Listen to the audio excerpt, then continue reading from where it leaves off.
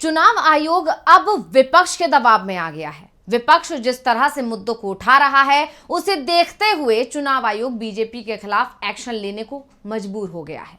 और अब चुनाव आयोग ने जो एक्शन लिया, उसे बीजेपी के लिए करारा झटका माना जा रहा है। तो अब जानकार कह रहे हैं कि चुनाव आयोग ने जो ये एक्शन लिया है, ये अपनी छवि को सुधारने के लिए लिया है। तो क्या वाकई सुधर जाएगी चुनाव आयोग की छवि? इसी को समझने की कोशिश हम इस रिपोर्ट में करेंगे। नमस्कार, मैं हूं अंशिता। झारखंड में विधानसभा चुनाव के बीच जेएमएम और कांग्रेस को बड़ी जीत हासिल हुई। चुनाव आयोग ने दोनों पार्टियों की शिकायत पर गौर किया और गौर करते हुए बड़ी कार्रवाई की और बीजेपी को जबरदस्त फटकार लगाई। साथ ही चुनाव आयोग ने झारखंड के मुख्य निर्वाचन पदाधिकारी को तत्काल प्रभाव से कार्रवाई करने का निर्देश भी दिया है। आप जानते ही हैं, 20 नवंबर को झारखंड में दूसरे चरण के विधानसभा चुनाव के लिए मतदान होना है और उससे पहले चुनाव आयोग ने बीजेपी के खिलाफ जो एक्शन लिया, उसने सियासत को गरमा दिया।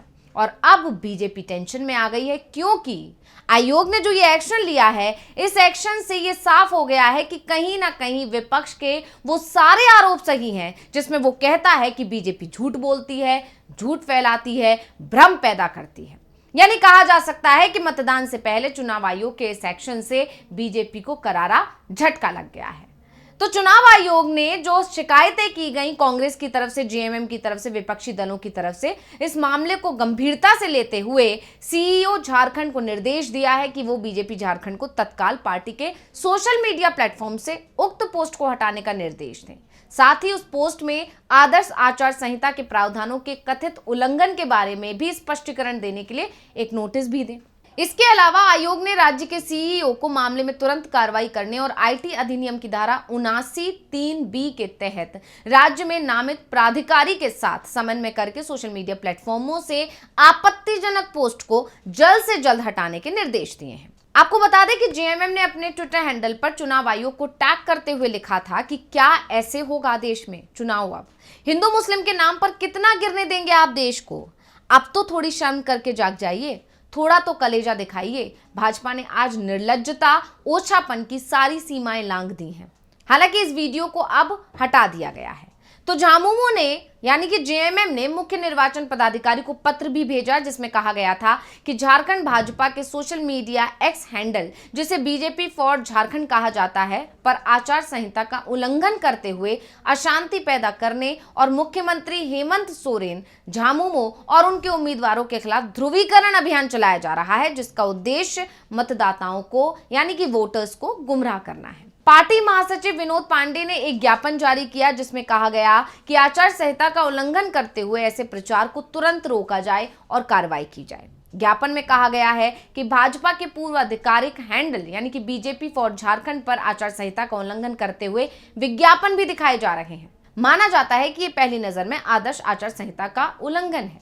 उल्लेख किया गया है कि जनप्रतिनिधित्व अधिनियम 1951 के तहत कोई भी दल, नेता या उम्मीदवार ऐसा प्रचार नहीं कर सकता है जो विरोधी दल या फिर उम्मीदवार के बारे में गलत जानकारी पर आधारित है, और कोई भी दल, नेता या उम्मीदवार ऐसी गतिविधियों में शामिल हो सकता है जो भ्रष्ट आचरण की श्रेणी में आता है। तो ये तो हुई शिकायत जो कांग्रेस की तरफ से और जेएमएम की तरफ से की गई थी, और एक ही नहीं, कई शिकायतें की गई थी। जयराम रमेश जो कि कांग्रेस के नेता हैं, उन्होंने बाकायदा अपनी हर शिकायत को पोस्ट किया है, और जिसमें देखा जा सकता है कि 3 से 4 बार शिकायत की गई थी इलेक्शन कमीशन से। पहली शिकायत 10 तारीख को की गई, फिर 11 को भी उन्होंने ट्वीट किया, फिर 14 को भी किया, फिर 16 को भी किया, और अब जाकर 18 तारीख को ये एक्शन लिया गया। तो ये तो जान लिया हमने कि कैसे विपक्ष ने उस मुद्दे को जोर शोर से उठाया, लेकिन अब ये भी जानना जरूरी है कि आखिर मुद्दा क्या था।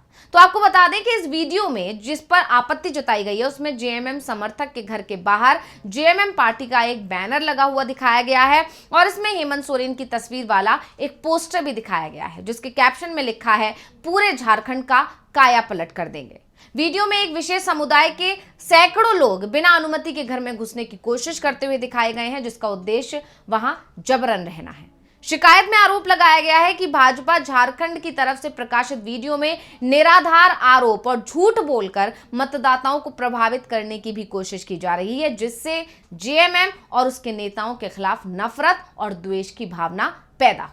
तो जैसा कि हम आपको बता चुके हैं कि कांग्रेस की तरफ से या जेएमएम की तरफ से कई बार इसको लेकर शिकायत की गई, लगातार ट्वीट करके भी चुनाव आयोग से सवाल किया गया कि आखिर एक्शन कब होगा, लेकिन जो एक्शन लिया गया है अब उसको लेकर भी चुनाव आयोग घिर गया है, क्योंकि 10 तारीख से लगातार इस मुद्दे को उठाया जा रहा था और चुनाव आयोग ने खुद एफआईआर करने के निर्देश भी दे दिए थे। लेकिन जो एक्शन लिया गया है, जो फैसला लिया गया है, वो 18 तारीख को लिया गया है, यानी कि 20 तारीख को आप जानते हैं कि मतदान होने और उससे 2 दिन पहले। और इसी सब को लेकर अब चुनाव आयोग एक बार फिर सवालों में घिर गया है कि आखिर इतनी देरी हुई क्यों, जबकि आप मान रहे थे कि गलत प्रचार किया जा रहा है, गलत वीडियो पोस्ट किया जा रहा है, आदर्श आचार संहिता का उल्लंघन भी हो रहा है, आपके पास सारे सबूत थे, आप सारी चीजें देख रहे थे, लेकिन इसके बाद भी आपने इतना समय एक्शन लेने में क्यों लिया? यानी तो पूरा मामला हमने जान लिया और जो चुनाव आयोग ने एक्शन लिया है उसको लेकर जानकारों का साफ साफ मानना है कि चुनाव आयोग ने ये सब सिर्फ अपनी छवि को सुधारने के लिए किया है और अगर ऐसा नहीं होता तो मतदान से 2 दिन पहले ये एक्शन नहीं लिया जाता। तो क्या चुनाव आयोग की छवि सुधरेगी? ये बड़ा सवाल अब खड़ा हो गया है और इसको लेकर मनोज पांडे जो जेएमएम के नेता हैं उनका एक बयान भी आ गया है। उन्होंने बहुत ही सधे हुए अंदाज में चुनाव आयोग पर तंज भी कस दिया है।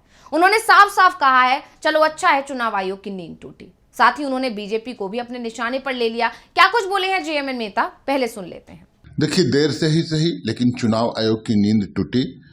उन्होंने संज्ञान लिया, उसके लिए उन्हें साधुवाद और लोकतंत्र की रक्षा करने की जिम्मेवारी अभी फिलहाल चुनाव आयोग के कंधे पर है और हम उम्मीद भरी निगाहों से उन्हें देखते हैं। जो कुछ भी भारतीय जनता पार्टी के द्वारा किया जा रहा है वो हताशा और निराशा का परिचायक है। वो देख रहे हैं कि हम चुनाव बुरी तरह हार रहे हैं। हेमंत सोरेन, शेर दिल सोरेन, एक आदिवासी का बेटा, शेर का बेटा, शिबू सोरेन का बेटा, उनके सामने ये लोग नतमस्तक हैं। कुछ नहीं कर पाएंगे ये लोग, क्योंकि झारखंडी अवाम हमारे साथ है, उनका आशीर्वाद हेमंत सोरेन के साथ है। तो ये अपना जो चाल, जो एक बोल सकते हैं धूर्त किस्म के लोग, ठग किस्म के लोग, ये गुमराह करने की कोशिश कर रहे हैं झारखंड की जनता को। इन्होंने एडिटेड, फैब्रिकेटेड वीडियो और न्यूज डाले अपने सोशल प्लेटफॉर्म पर। अपने बीजेपी का जो ऑफिशियल अकाउंट है उस पर डाला इन लोगों ने। छी, शर्म करिए, चुल्लू भर पानी में डूब मरिए। असम और मध्य प्रदेश से घोटालेबाज, व्यापम घोटाले और शारदा घोटाले के घोटालेबाज आकर यहाँ रणनीति बनाएंगे, षड्यंत्र करेंगे। आपका कोई षड्यंत्र सफल नहीं होगा। झारखंडी अवाम तैयार है आपसे बदला लेने के लिए, अपने नेता के अपमान का बदला लेने के लिए। अब इस तरह की चाल आप चल रहे हैं, मतलब आप कमजोर और डरे हुए लोग हैं। चुनाव आयोग ने जो निर्णय लिया, जो निर्देश दिया, उसके लिए एक बार फिर धन्यवाद। और हम उम्मीद करेंगे कि कड़ी से कड़ी कार्रवाई इन जो दुष्प्रचार करने वाले लोग जो हैं, जो खाल ओढ़े हुए हैं भेड़िया का, हैं तो मेमने के समान, लेकिन ये कोशिश कर रहे हैं कि हम किसी भी तरह से प्रभावित कर दें। ये झारखंड की धरती पर संभव नहीं। तो जैसा कि हमने आपको बताया कि चुनाव आयोग ने कोशिश तो अच्छी की थी कि शायद उसकी छवि में थोड़ा सुधार आएगा, लेकिन एक्शन का जो टाइमिंग है, जिस तरह से इस मामले को जानते हुए भी लटकाया गया, जिस तरह से चुनाव आयोग ने समय लिया एक्शन लेने में, उसको लेकर अब चुनाव आयोग एक बार फिर घिरता हुआ नजर आ रहा है और ऐसा दावा किया जा रहा है कि ये सिर्फ और सिर्फ विपक्ष के दबाव में एक्शन लिया गया है। और विपक्ष ने जिस तरह से इस मुद्दे को उठाता रहा, विपक्ष इस मुद्दे पर लगातार ध्यान केंद्रित करवाता रहा, इसकी वजह से कहीं ना कहीं चुनाव आयोग मजबूर हुआ और उस मजबूरी का नतीजा है कि चुनाव आयोग को ये एक्शन लेना पड़ा। यानी कहा जा सकता है कि चुनाव आयोग की जो कोशिश थी अपनी छवि सुधारने की, वो एक बार फिर से फेल होती हुई यहां पर नजर आ रही है। तो रिपोर्ट आपको कैसी लगी, हमें कमेंट करके अपनी राय जरूर दीजिएगा। इसी के साथ मुझे दीजिए इजाजत। देखते रहिए टीवी लाइव। नमस्कार।